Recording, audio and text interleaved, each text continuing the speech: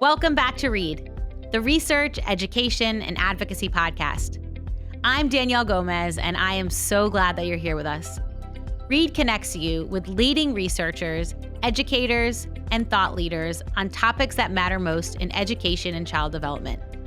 We are produced by the Windward Institute.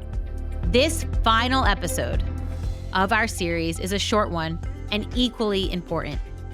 We have expanded our knowledge on the research in reading development, implications for screening, instruction, intervention. Now what do we do? We're all asking that question. Where do we go? So in our finals episode of what we can all learn about reading together, you will hear from past experts and a new expert on creating effective systems to support all learners. When I think about implementation, words that come to mind, and write this down, think about feasibility, coherence, scalability, sustainability, applicability.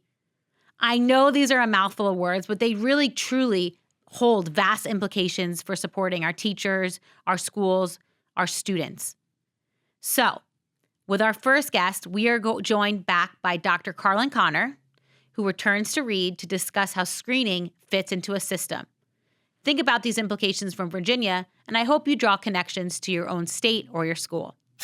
Okay, I love the work that you've been doing in Virginia. Can you just share some key pillars we should consider with literacy legislation, and particularly how screening implementation is done across states? Yeah, so we were just talking about this before. There's a lot of literacy legislation, and I'm definitely not familiar with all of it. I'm most familiar with Virginia. So I don't know how much of it incorporates screening and instruction and professional development and different resources. But in Virginia, we have all of those pieces coming together. And I think that it is critical that all of those things are pieces of the legislation. And it's a lot of work to make sure that everything is aligned, but it's very important to make sure that we're all saying the same things across, if we're going to have a screener, that this is matching the resources that come out of that, or the resources we create to use that data. And then that matches what you can do to build this into your instruction. And it matches everything from professional development so that teachers and everybody and literacy specialists understand the why. Why are we doing this? Like, it all needs to match. And then, there's all of this is encompassed. And it's important to make sure that what we're asking people to do is not only feasible, like this needs to be feasible for teachers. I'm a former classroom teacher. You're a former classroom teacher, right? Yeah. And, we're asked to do I was a special ed teacher too. So we're asked to collect a lot of data throughout our day. And it's important that what we're asking people to do is feasible, and this serves a purpose. And I tie this back to literacy screening, since that's what I'm most heavily involved in. But if we're going to ask people to collect data, then let's make sure it's something they can realistically, take this data with all of the students in their classroom during the school day. And then let's make sure this data serves a purpose, that you can take this back and directly apply it to your instruction. So I think making sure things have a purpose, right? And that everything is feasible. And then I think the other thing to remember is that change can be uncomfortable. It just can be. Yeah. But I always try to remember, and I think that everyone in Virginia does a good job of coming together on, is that we're all on the same page. We're all on the same team. We all want the best things for kids. We all want all kids, regardless of their background, to have an opportunity to learn to read.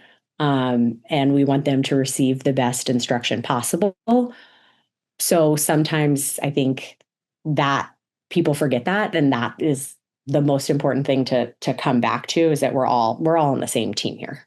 Yeah. Oh, I love that. That's such a good final takeaway. Hold on to those bookmarks, readers. And Dr. Conner, thank you so much for offering your time and your expertise. Absolutely. Thanks for having me. Thank you, Dr. Conner. Now, let's once again hear from Dr. Jasmine Rogers.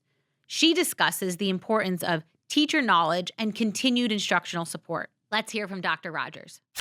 As a system, and I know in addition to your expertise with language variation, you do work for the DC Reading Clinic. And I love the work of the DC Reading Clinic. We were just talking about this before recording, but you've been an expert in professional development. And so for schools, how do we consider creating these good systems of instruction and ultimately supporting teachers so that they can be their best, most prepared selves for their students? We sincerely believe that our number one priority is teacher knowledge. Mm-hmm. So we really invest in professional development for our teachers.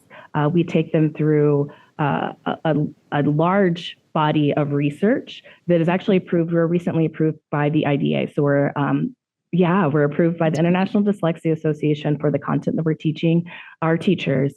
And really what we do is we start from a place of just making sure that they understand what is foundational literacy. We talk about the actual science and theory and everything behind what we call the science of reading.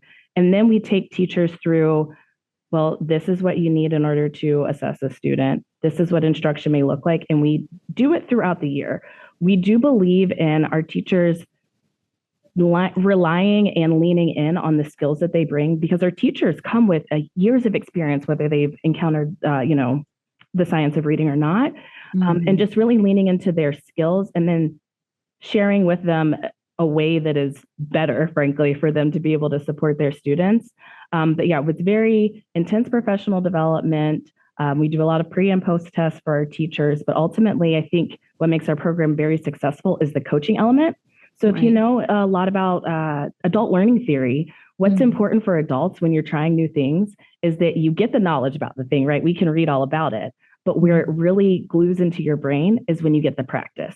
So we strongly believe in a coaching approach where our coaches go into classrooms and actually work alongside teachers, whether it is co-teaching lessons with them, observing them in lessons, supporting them with assessments, and making sure that the knowledge that they're getting in our classes is actually being applied in classrooms. And that really helps it stick when you, sure, we've talked about segmenting in class, but when you see what it looks like when a student is able to segment and then blend and how that translates into our decoding and encoding skills, it really clicks for the teacher, and it makes for a really worthwhile learning experience. So I would say if any school system is looking to create a good system, invest heavily in teacher knowledge and make sure you've got the element of coaching so you can support teachers' application of the knowledge.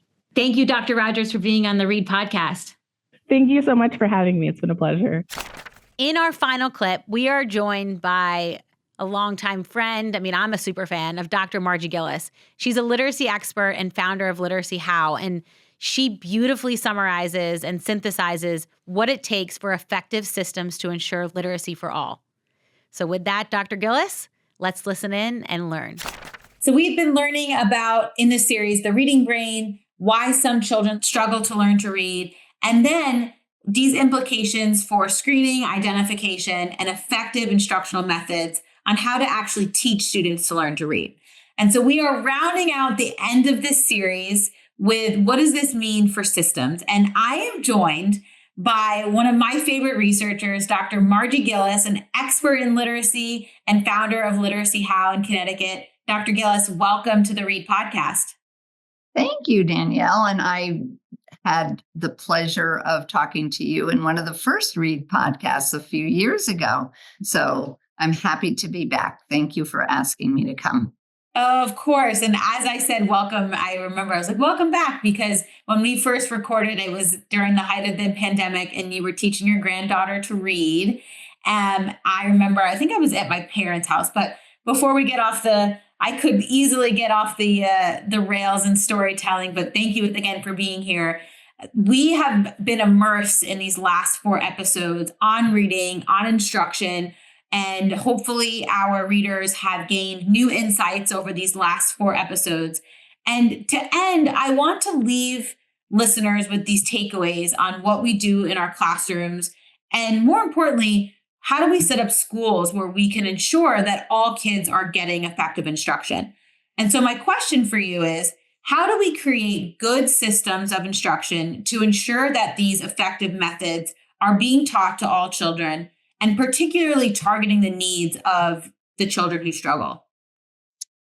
Okay, great big question. And I'm sure I'm going to repeat what others have said, but I'm thinking about five takeaways, and I'll explain each one. But one is about coherence. One is about family engagement. Another is about providing job-embedded professional development or coaching, leadership training, and then the last one is oral language, or what I refer to as oracy. Mm-hmm. So, and the context here is that I and my team go into schools and provide support to teachers and administrators so that they can teach kids effectively, all kids. And we work really pre-K all the way up through middle school and sometimes even into high school. So this is sort of a big picture vision of what the ideal context would be for all kids to be successful learning to read and write. So the first is coherence. And I think about coherence, it really is the driver, I think, in a multi-tier system of support. And it's the driver because you have the multi-tiers and you have kids who are receiving gen ed instruction, and then some of those kids going on needing tier 2 instruction, possibly tier 3, and then some of those kids who are identified as needing specialized instruction with IEPs. So often what I see is that there is this lack of coherence or alignment. So the teacher's doing one thing in the gen ed classroom, and then the student goes into a tier 2 scenario and hearing something completely different, and the instruction is confusing them. And so you just can't get the right outcome. Multi-tier systems of support are built on alignment, right? And having a very well-defined, articulated plan for assessment, screening, diagnostic, progress monitoring, outcome assessments. When do they happen? How do they happen? Who's in charge? Like all of those things. So coherence is extremely important. The next, I put them in alphabetical order, by the way. So they're all important. There's not one that's more important than another. I think they're all important. Family engagement. We have been doing family engagement work for 12 years through the Connecticut Literacy Model work that I've done. And Literacy How in particular has created a curricula that we deliver to families in the select schools and districts, our high needs districts. And it's really focused on teaching families, caregivers about literacy. What do they need to know? What can they do at home? They all want to help. What can they do at home? And it's been amazing. Like they want to really contribute to their children's reading and writing skills and proficiency. And we teach them things they can do, and they have so much fun. The kids are there too, of course. We serve a meal and everybody goes home with a book and smile on their face, take home activities that they can do. So family engagement, oftentimes families are there. And as one colleague said, they're the forgotten stepchild. You know, we do all this great stuff in the schools and we think, oh yeah, we'll throw in a family event, but it's not substantive in many cases. It's not necessarily focused on literacy. The third one is on job-embedded professional development or coaching teachers. And Danielle, that is my passion. That's really what we at Literacy How focus on. And the coaching has to be embedded in teachers' classrooms, and it has to last for a period of time. You can't go into a teacher's classroom a few times and say, yep, you're good to go. Have at it. Because they need so much support. It also has to be focused on data. And so we call it student-focused coaching, a la Jan Hasbrecht and Daryl Mickle and lots of other people who say, okay, you have this relationship with this teacher, but you're looking at student data all the time and you're problem solving together. And then you're identifying the areas that need to be gone into more deeply, whether it's phonemic awareness or phonics, vocabulary, all those big aspects of reading. The fourth one is leadership training. And, it's amazing how many administrators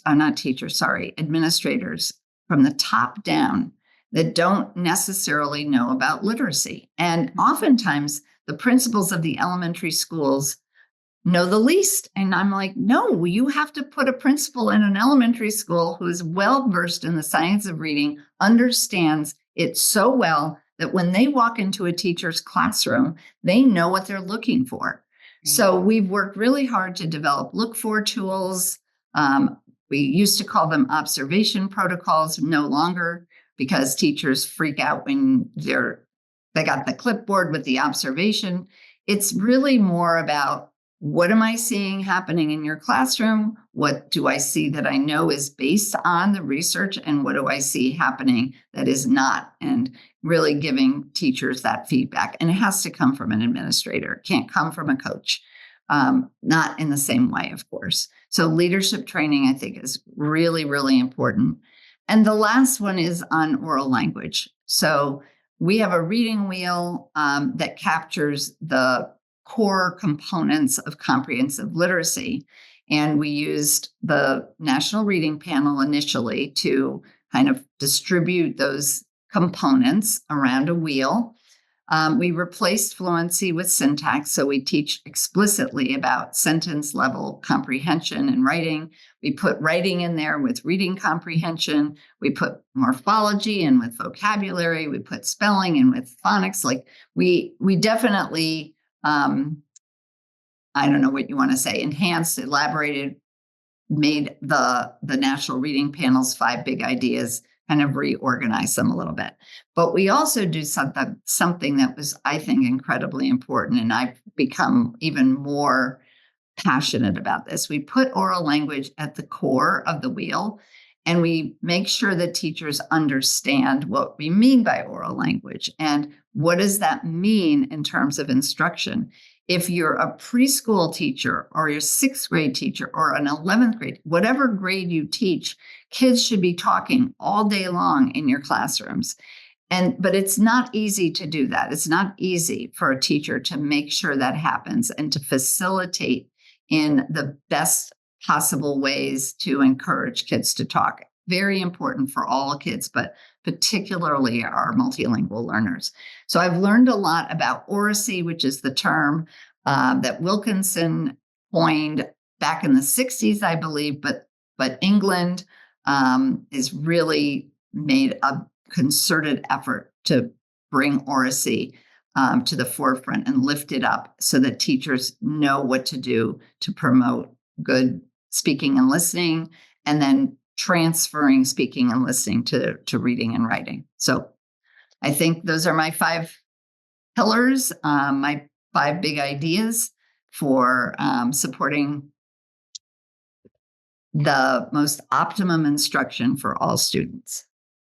Oh, I love that. The only way I can characterize this right now is just what a beautiful way to end this series. When you talked about, and I'll just reiterate again, coherence, family engagement, job-embedded professional development, leadership, and oral language.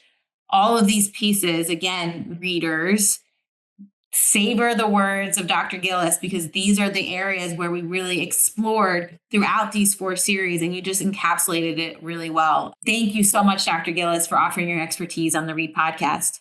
My pleasure, Danielle. Thanks for inviting me. Wow. I have the chills. What a powerful way to synthesize the research and provide a clear call to action for systems across the United States. As always, Dr. Gillis, thank you. So with that, readers, this rounds out our final episode of this special series of the Read podcast, What We Can All Learn About Reading Together.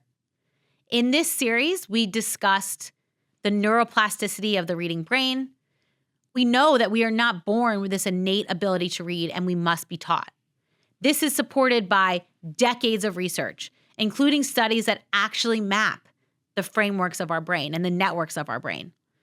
Reading, we know, is also a multifaceted, complex process that includes word reading skills, like understanding the sounds of letters and their written representation, as well as language comprehension skills.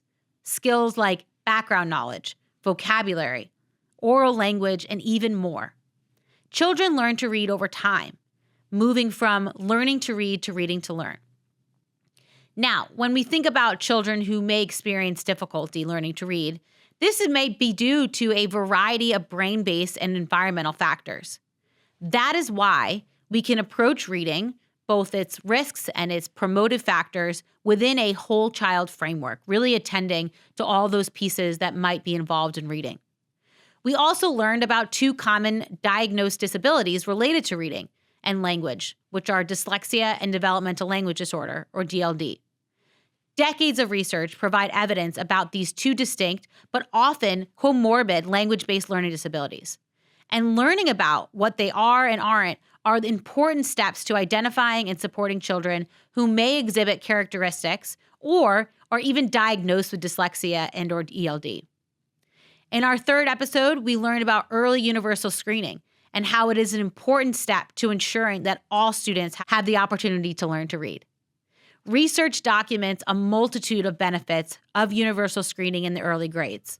And we also know that screening must be paired with effective Tier 1 reading curriculum and interventions and supports. In this last episode, the key word was multi-component and integration. It makes sense that with the complexity of learning to read, that an effective instructional approach would need to encompass multiple skills, right, and multiple components. Finally, we need to ensure that effective systems are in place in schools for our leaders, our teachers, and our children. I just want to take a moment and just express my gratitude to all of you for listening with me as we engaged in this series and over the past 5 years. I hope that you've gained a greater breadth and depth of your knowledge and understanding of reading. So with that, I encourage you to listen to this series, listen to past episodes, share it with friends and colleagues, because the best way to learn is to learn together. I encourage you to stay engaged with us by subscribing to the Read Podcast on YouTube or wherever you get your podcasts, sharing these episodes with friends and colleagues. You can also follow or like Windward social media pages, subscribe to all of our newsletters, our free offerings to find out more about upcoming series, speakers, episodes, and events. And finally, our team at the Windward Institute continuously strives to connect with you and learn from inspiring leaders and advocates in research and education. If you have thoughts, questions, you have reactions, ideas from this series or from other topics and speakers, or you want to say hello, feel free to reach out via email at wi@thewindwardschool.org. And with that, thank you for listening to this series, What We Can All Learn About Reading Together. Let's continue learning together. Until next time, readers.